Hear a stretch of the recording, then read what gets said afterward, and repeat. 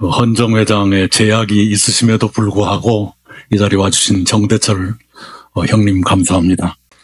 아까 저와 전병헌 대표와 함께라면 지옥까지 가겠다 그랬는데 절대로 지옥으로 안내하지 않겠습니다.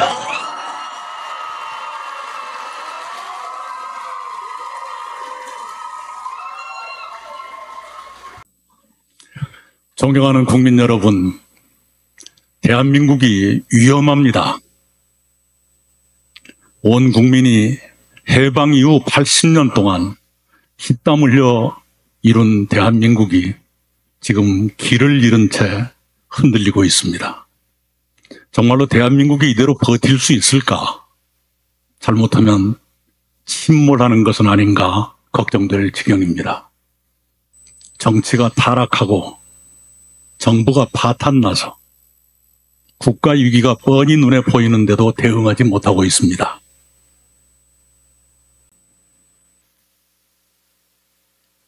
국민들은 전례 없이 많이 분열돼서 심리적인 내전을 겪고 있습니다. 지금 대한민국에 가장 필요한 것은 세 가지라고 생각합니다. 첫째는 위기 극복, 둘째는 정치 개혁, 셋째는 사회 통합입니다.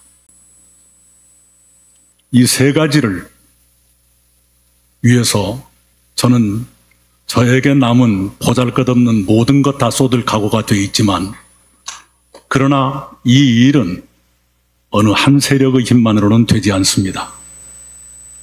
그래서 국민 여러분과 정치권에 호소드립니다. 이 세 가지의 국가 과제를 해결하는 데 힘을 모읍시다. 위기 극복과 정치 개혁과 사회 통합의 뜻을 같이 하는 세력이라면 그 누구와도 협력하겠습니다. 분명히 말씀드리는 것은 권력만을 위한, 권력을 잡기 위한 또는 뺏기지 않기 위한 이합 집산에는 관심이 없습니다.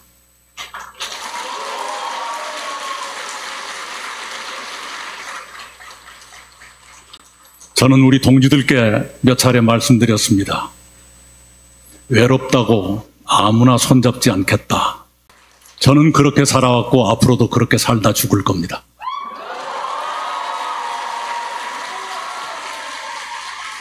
제가 누구에게 연대를 제의했다고 현역 국회의원이 말씀하다가 금방 수정했대요. 그런 말 한 적 없습니다. 정치권에 분명히 말씀드리는데 인간을 수단으로 삼지 마십시오.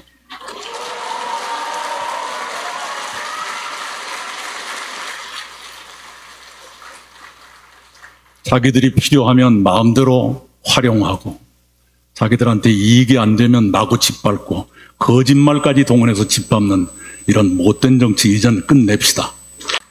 첫째는 위기 극복입니다. 당장은 미국과의 관세 협상이 눈앞에 떨어진 불입니다.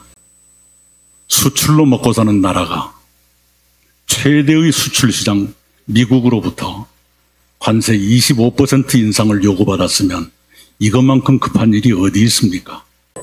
정부는 미국과의 협상을 빨리 잘 마무리해서 이 경제의 불확실성을 없애주기 바랍니다. 일본 사람들은 이런 말을 합니다. 초보 어부는 파도를 두려워하지만 노련한 어부는 안개를 무서워한다, 이런 말을 합니다. 불확실성이라는 건 그렇게 무서운 겁니다. 경제에서도 가장 두려운 것은 불확실성입니다. 정부가 나서서 이 불확실성을 빨리 해결하자는데 그 협상하지 말라고 요구하는 그런 세력은 도대체 어느 나라 정당입니까?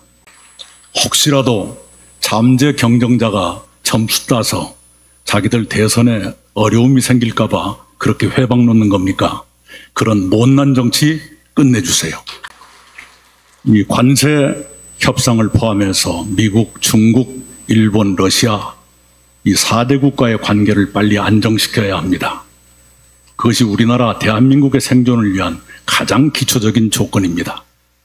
대한민국이 진정 위기에 빠졌다라고 말할 수 있는 가장 깊은 이유는 사법부 불신이라고 생각합니다. 이제까지 70년 동안 저는 그래도 사법부는 믿자라고 믿고 살았어요. 근데 이제 그런 말을 할 자신이 없어졌습니다. 똑같은 죄를 지었는데 판사에 따라서 정반대의 판결이 나오면 그건 이미 사법부가 아니지 않습니까? 사람이 죄를 짓고 판사가 어디 출신이고 어디 소속이고 누구하고 치는지 먼저 따져봐야 된다면 그건 이미 선진국가가 아니라 야만국가입니다. 온 국민이 피땀 흘려서 이룩한 대한민국이 고작 이것인지 사법부에 계신 여러분 맹성하시기 바랍니다. 여러분이 맹성하지 않으면 국민의 분노가 사법부를 향할 것이라는 걸 분명히 경고합니다.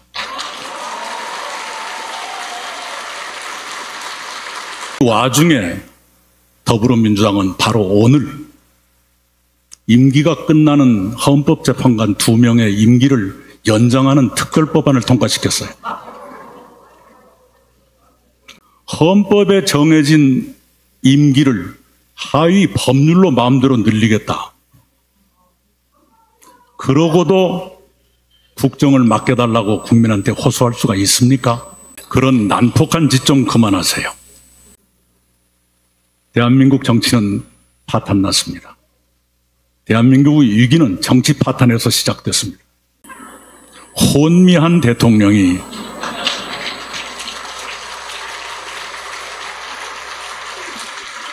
느닷없는 비상계엄으로 국가를 혼란에 국민을 충격에 빠뜨리고 난폭한 거대 야당은 국정을 맡길만 하다는 믿음을 국민한테 주기에는 실패했습니다. 이렇게 난폭하고 거친 정치 이제 끝내야 합니다. 정치개혁의 기본은 개헌입니다. 87년 헌법이 만들어지고 38년이 흘렀습니다. 그 전까지는 해방 이후에 정부 수립 이후에 87년까지 39년 동안 헌법을 8번 바꿨어요. 그러니까 헌법의 평균 수명이 5년 못 됐거든요. 이번 헌법만 지금 수명이 38년 가고 있습니다. 38년 동안 8명의 대통령이 있었는데 4명이 감옥에 가고 2명은 아들이 감옥 가고 한 분은 퇴임 후에 검찰 수사를 받다가 참담한 죽음을 겪으셨습니다. 3명이 탄핵돼서 2명이 파면됐습니다. 대한민국에서 대통령은 영광의 자리가 아니라 치욕이 예정된 자리로 되어 있습니다. 0.7% 차이로 이긴 사람은 모든 것을 갖고 진 사람은 아무것도 못 갖기 때문에 대선 그날부터 권력투쟁이 시작돼서 끝날 때까지 계속되는 게 대한민국 정치입니다. 그러다 보니까 아무것도 남아나지 않고 모든 것을 다 결단내는 그런 나라가 되고 말았습니다. 그걸 뻔히 보면서도 이대로 가자는 건 그건 우리는 용납할 수가 없습니다. 먼저 국민의힘한테 말합니다. 탄핵으로 파면된 윤석열 대통령 이제는 버리세요.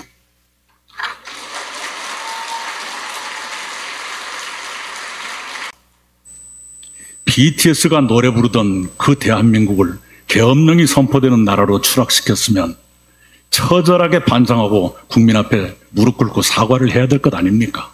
탄핵에 반대한다는 둥, 계엄을 할 만했다는 둥, 이런 정신나간 소리를 하고서 무슨 놈의 대선에 임합니까? 정당 해체 수준의 개혁을 하지 않고는 국민의 신임을 받기 어려울 것이다. 이것을 국민의힘에 분명히 경고합니다. 제발 좀 이런 위기를 초래했으면 이제는 국가를 위해서 내 한 몸 바치겠다는 그런 비장함과 결연함을 좀 보여줄 수는 없습니까?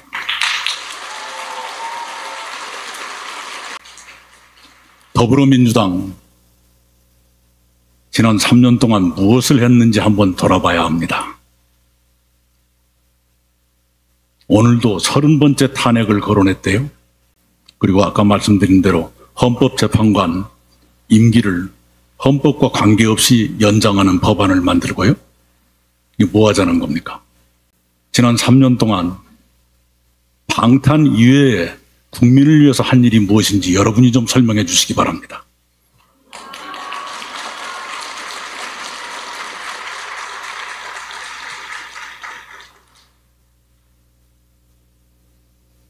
그렇게 억지 방탄으로 보호받은 사람을 대통령으로 만들겠다. 그래서 최강의 방탄복을 입히겠다. 그렇게 되면 대한민국의 법치주의는 어떻게 되고 민주주의는 또 어떻게 되는 겁니까? 온갖 방법을 동원해서 재판을 미루어 놓는 바람에 모든 사법 리스크가 미해결의 국가 리스크로 그대로 남아있는데 최강의 방탄복을 입고 그것을 다 무마하겠다. 그러면 법치주의, 민주주의 모두 짓밟고 유린하겠다는 그 얘기 아닙니까? 저는 여러 번 말씀드렸습니다. 사법 리스크가 해결될 때까지는 다른 대안을 내라. 대안을 내면 협력할 용의가 있다. 몇 번이나 얘기를 했습니다. 네, 들은 척도 안 하는 것 같아요. 셋째는 사회통합입니다. 국민이 이렇게 분열될 수가 없습니다.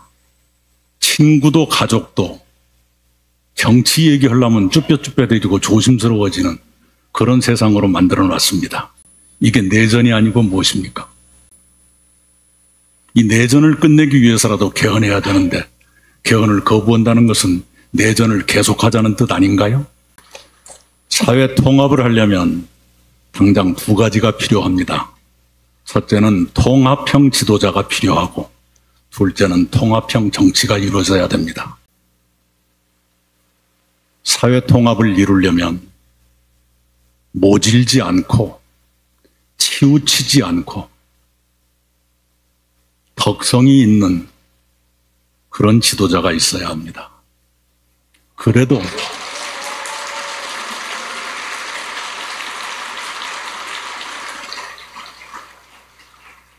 그래도 권력은 마성이 있어서 그런 사람마저도 흔들어대는 게 권력입니다. 하물며 모질고 치우치고 덕성도 천박한 그런 지도자가 나온다면 권력은 흉기가 될 것입니다. 국민 여러분께 호소드립니다. 사람을 보십시오. 진영이 밥 먹여주는 것도 아니고 진영이 나라를 살리지도 못합니다.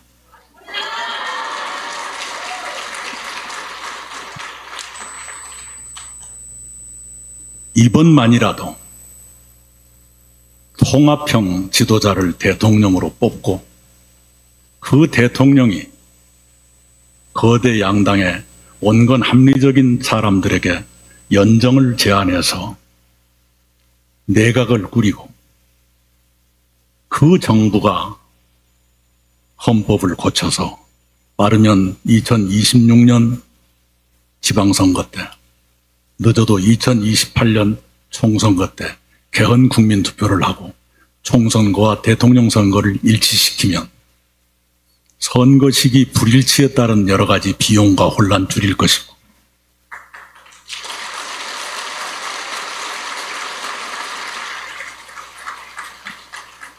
그렇게 해서 위기의 대한민국을 새로운 희망이 움트는 그런 제7공화국으로 정상국가로 되돌려 놓자는 겁니다.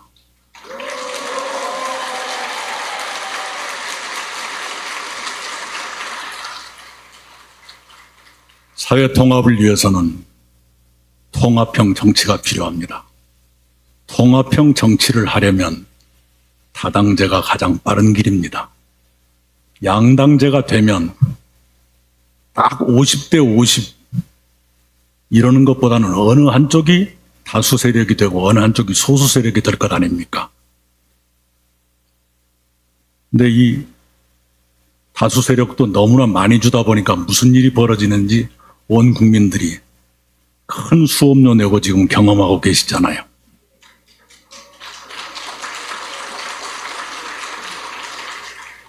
그래서